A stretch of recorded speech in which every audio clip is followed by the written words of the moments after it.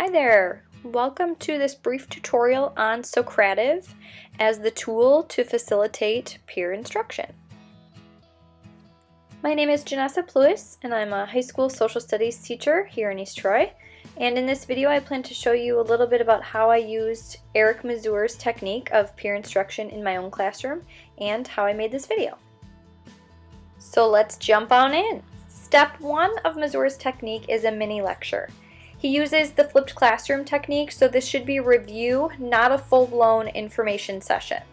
Then he poses a question to the students. That's where Socrative is going to come into play here.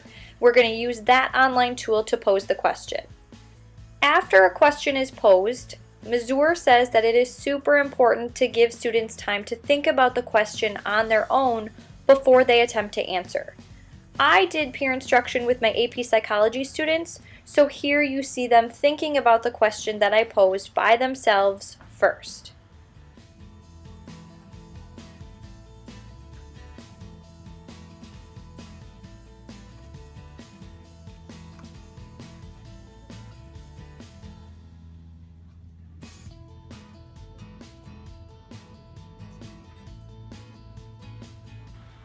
After they've had time to think about the question on their own, you're going to require students to commit to an answer. In Socrative, they're going to select an answer and submit. Then you'll get a whole bunch of data. Here's my data from the first time the AP Psychology students saw this question. You can see that they were kind of all over the place. There were 5 answer options and they chose 4 of them.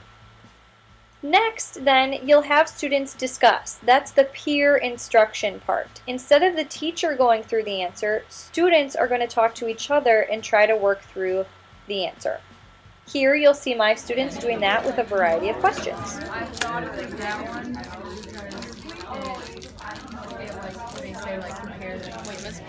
The question that specifically talks about how kids looking at people, which would be what is that, behaviorist, but it says it's behaviorist and then it goes again and there's a whole sentence dedicated to thinking about it.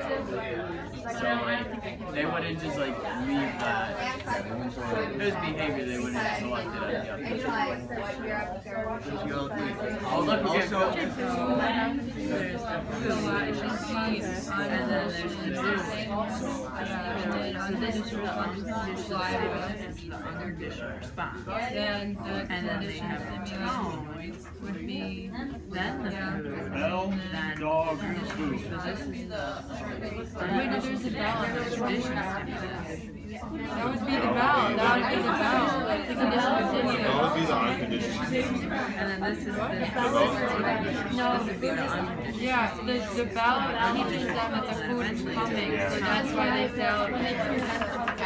You have the food that makes you salivate, and you got the bell that makes you salivate too. Yeah, but you got a little. I'm sorry, I'm a food artistic. The dog salivating right there is just too much for me. All right. Okay. It's a bad job. Food. Kibbles and bits. Then we got the dog. Here's the discussion on that question I just showed you earlier. So it's kind of all over the place. If you could, please pretend you're not currently watching Bailey put a wall mask on. The largest category, 63% said the Rorschach, and then last but not least, 13% said type AB personality test. Question was asking you, which of the following personality assessment tools has the most harshly criticized for lacking validity? Alright. Now what I would like you to do is discuss with the people around you, try to figure out what is correct of it. All over the place.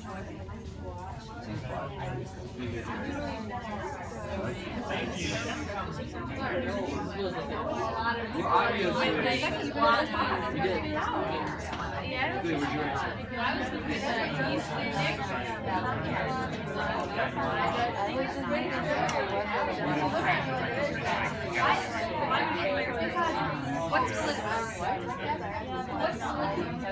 the question is asking you which of these is not valid. So what is validity? After they've had time to discuss, you're going to ask students to submit an answer again in Socrative. Here we'll see the continuation of that question. Alright, have you come to a conclusion? There is only one correct answer.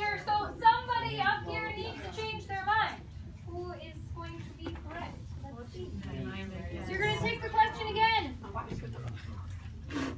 Hopefully, everyone has arrived at the correct answer.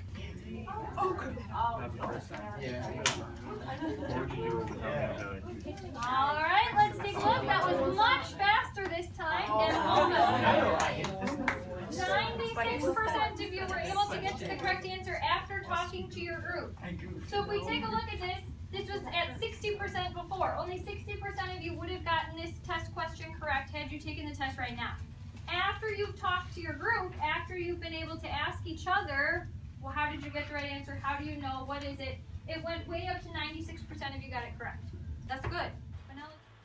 That's very good. Here's that data again from the first time the students took it. Now, here's the data the second time around. Vast improvement.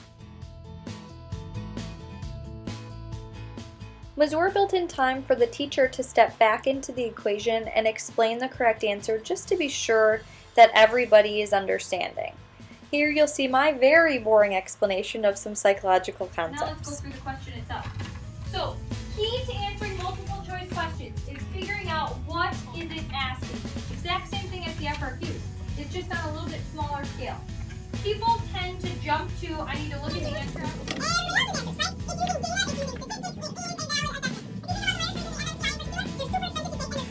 Rorschach. Why is that one lacking validity? It's only on opinion. It's based on interpretation. There is no science behind it. It is not a valid measure. So congratulations, 96% of you would get that correct. So that's what peer instruction looked like in my AP Psychology class the week of Semester 1 exams. Now I'd like to show you a little bit about how I used Socrative as the tool to accomplish that. To get started using Socrative, you'll need to visit t.socrative.com. That's the teacher interface of this website. There's also a student interface, which I'll show you a little bit later. But first thing will be to create an account. Like any other website, you can sign in with Google, and then the next steps will be to create a quiz. I'll show you all of that here on my actual computer screen. So from Google, again, you'll go to t.socrative.com.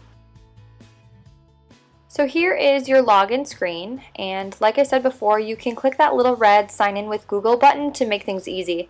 I created my account a long time ago, probably about 4 or 5 years ago before I had a Google account. So I'll just sign in with my regular login and password here, and then it will take me to the dashboard, that main page that I'll see every single time I log in. Since it will be your first time logging into Socrative, I'd like you to go to Settings and change your room number. The room number is how students will access your quiz. It does not need to be different for each class you teach or each course. It's just going to be used whenever students log into your quizzes. You can change it to your last name, you can change it to something that will help students log in easier than that big string of numbers.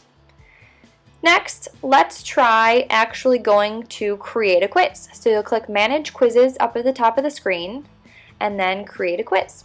Here there's a couple of different options. First, obviously, you're going to want to give your quiz a name, and then you'll add your questions. So they can be multiple choice, true, false, or short answer. For Mazur's peer instruction, we're going to use multiple choice questions just to make things easy. So I'm just going to type in a very simple question here.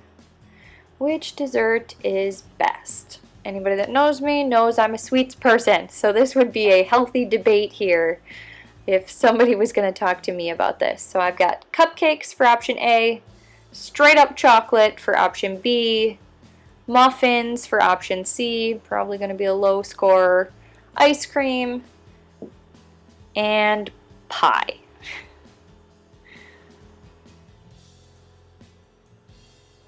Now for peer instruction, I'm going to save this question, but I'm not going to give it a answer. I don't know why that popped up. I'm not going to give it an answer. I'm going to push save without selecting one of the answer options to be correct.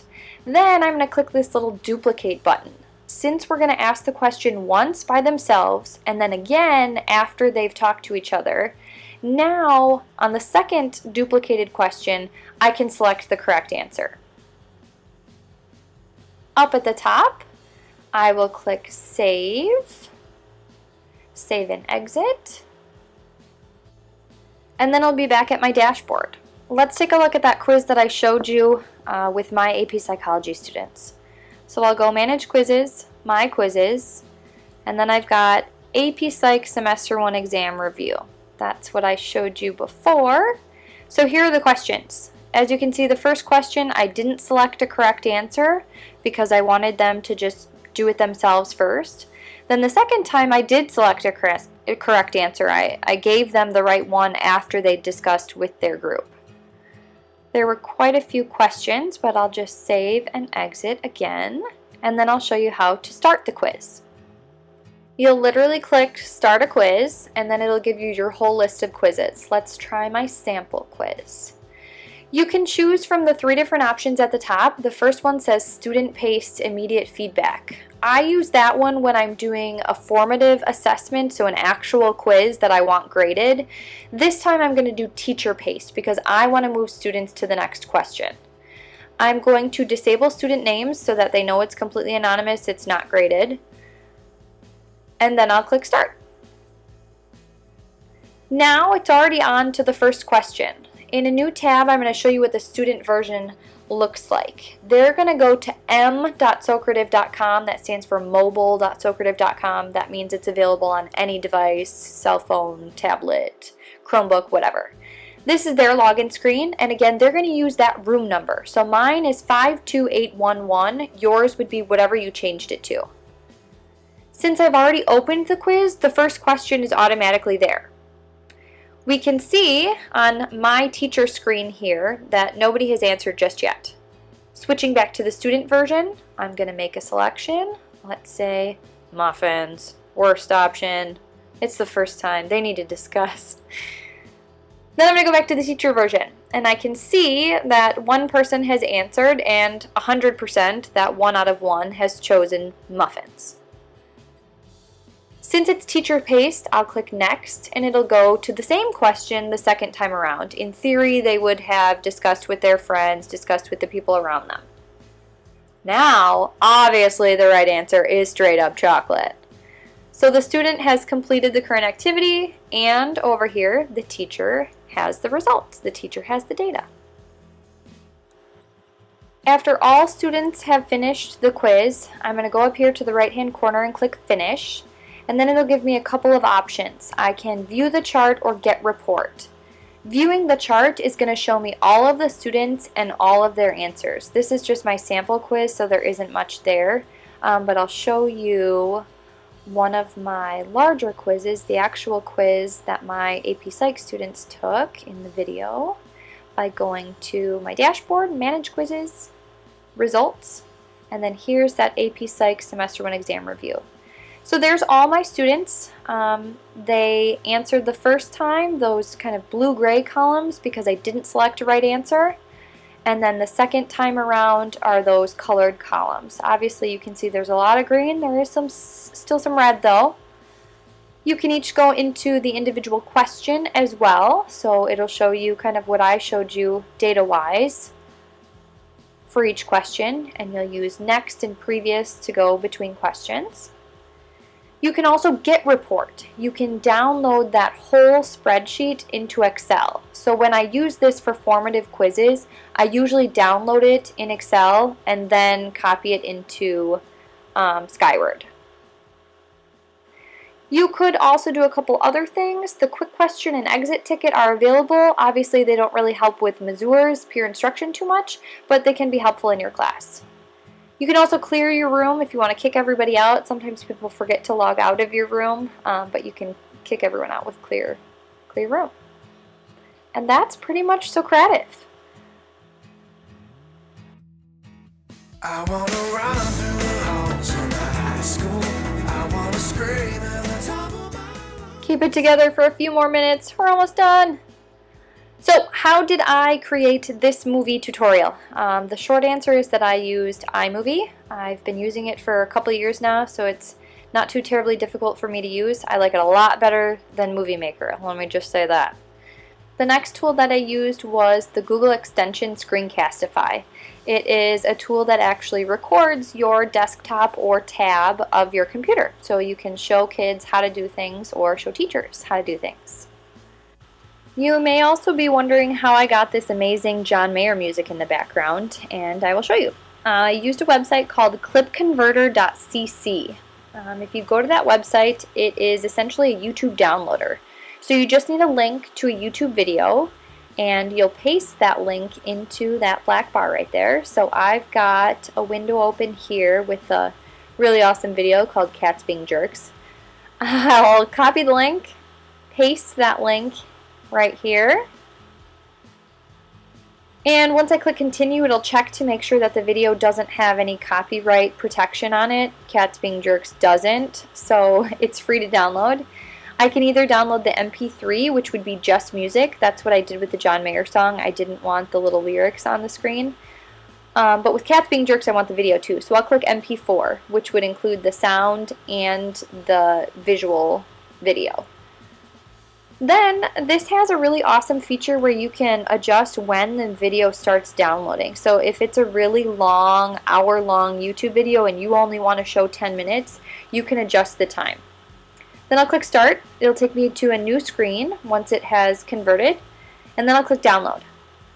Once you click Download, it's going to take you to an ad. That's how this website is free. It shows you ads. At school, they're blocked, which is fabulous. At home, it'll probably pop up, so you obviously don't want to click on that ad when it pops up. Then, since I'm on my Chromebook here for this Screencastify, down in the left-hand corner, my download will appear, and all I'll do is drag it into Drive. I'm going to put it in my Teacher Effectiveness folder, because clearly I'm going to use Cats Being Jerks for one of my artifacts. And it is uploading to my Google Drive. Now I don't have to go to YouTube to view this video. I can play it without ads, without any of that sort of stuff for my class, or I could use it for a function like this, putting it into a video, whatever else.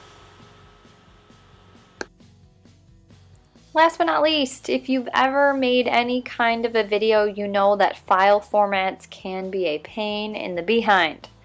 So I recorded all of my in-class videos using my iPhone, which means that the file format was perfect for iMovie.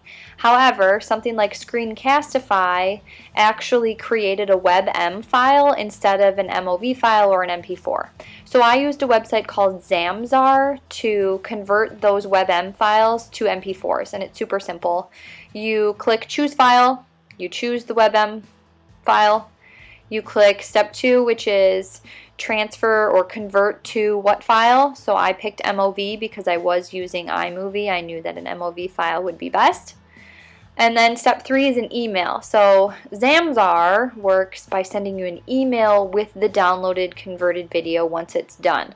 You can look for other online free converters, but Zamzar is the one that I've just grown accustomed to. So it converts the file. This was a pretty long one, so it's taking a couple seconds here.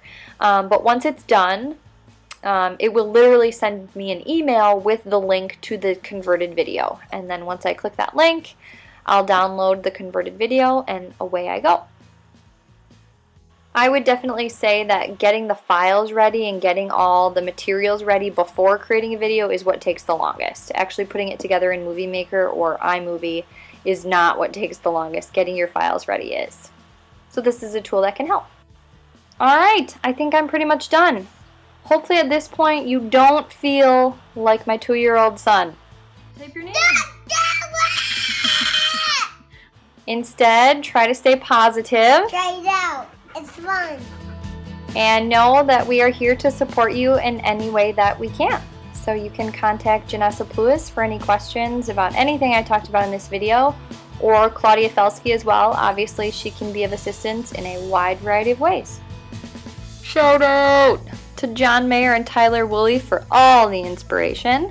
Thanks to Brenton Pluis for being just an adorable little Sour Patch Kid. First he's sour and then he's sweet.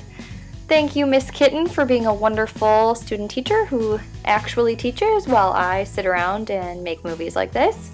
And last but not least, I'd like to say thanks to Miss Madow. She was actually my high school mass media teacher, and I started working on computers and with technology in her class.